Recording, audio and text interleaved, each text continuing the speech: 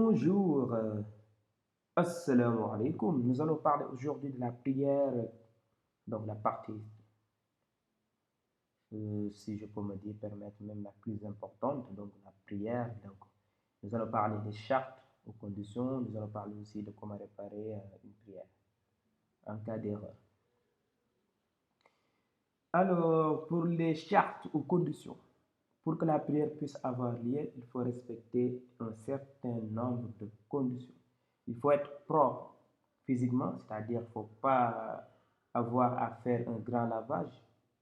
Donc, que ce soit du canaba ou des masrues ou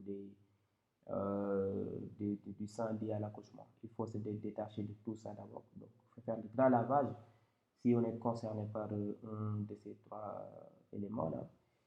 Donc, faire le grand lavage, donc les ablutions, il faut se laver, il faut être propre physiquement. Il faut que les habits aussi soient propres. La place où l'on doit prier aussi doit être propre. Nous devons se diriger vers la Qibla, donc la Mecque, ne pas parler en plein prière, parce que ne pas parler, c'est-à-dire en dehors de ce qui doit être récité. Il ne faut pas faire trop d'actions en dehors de la prière.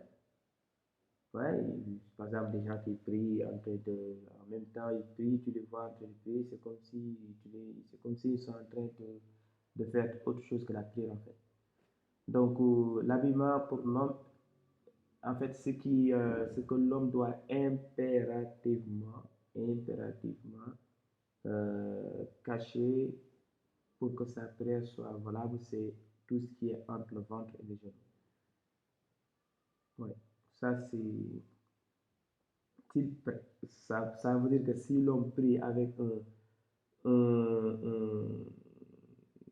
sans rien mettre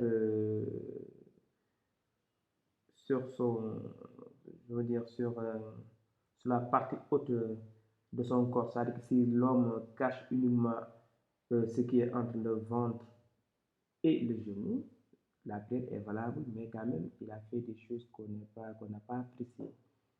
C'est comme si, par exemple, prier avec une t-shirt qui n'est pas, qui, un sous-vêtement, quoi, je veux dire. C'est des choses qui ne sont pas appréciées, mais quand même, reste valable. Donc, tant que l'homme cache tout ce qui est entre le ventre et les genoux, la prière de l'homme est valable. Contrairement à la femme, toute la partie du corps de la femme est considérée comme euh, à cacher, sauf le visage et les pieds. Les pieds, c'est-à-dire la partie juste qui est nécessaire, qui est la partie juste nécessaire en tout cas quand on fait le lavage de la jambe, lavage de la jambe lors des ablutions. C'est seulement cette partie et la partie du visage qui sont autorisées pour la femme quand elle prie.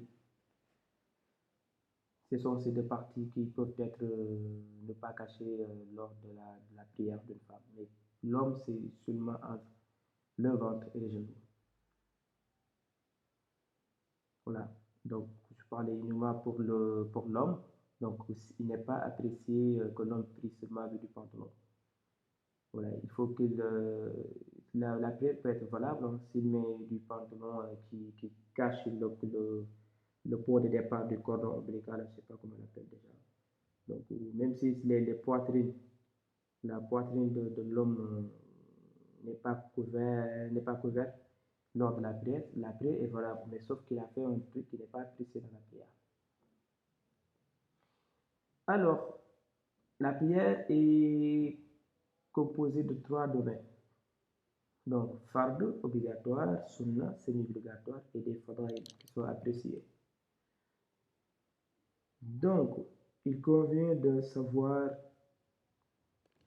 dans chaque acte de la prière qu'est-ce que c'est qu'un fardu dans la prière, un acte obligatoire, qu'est-ce que c'est une sunna dans la prière et qu'est-ce que c'est qu'un fadaïl dans la prière. C'est très important, sans quoi on nage dans l'air comme ça sans savoir quoi faire. Si on ne fait pas la différence entre les fards, les sunna et les fadaïl, on ne peut jamais prier correctement. On ne pourra jamais réparer une prière correctement. On va seulement faire n'importe quoi. Donc, je vous suggère vivement de bien se concentrer sur les leçons suivantes pour identifier quels sont les actes obligatoires, quels sont les sunnas et quels sont les fadaïl dans la prière et chaque partie, quelles en sont les choses à ne pas, en aucun cas ne pas faire pour éviter toutes sortes de problèmes, pour résoudre un cas de prière. Merci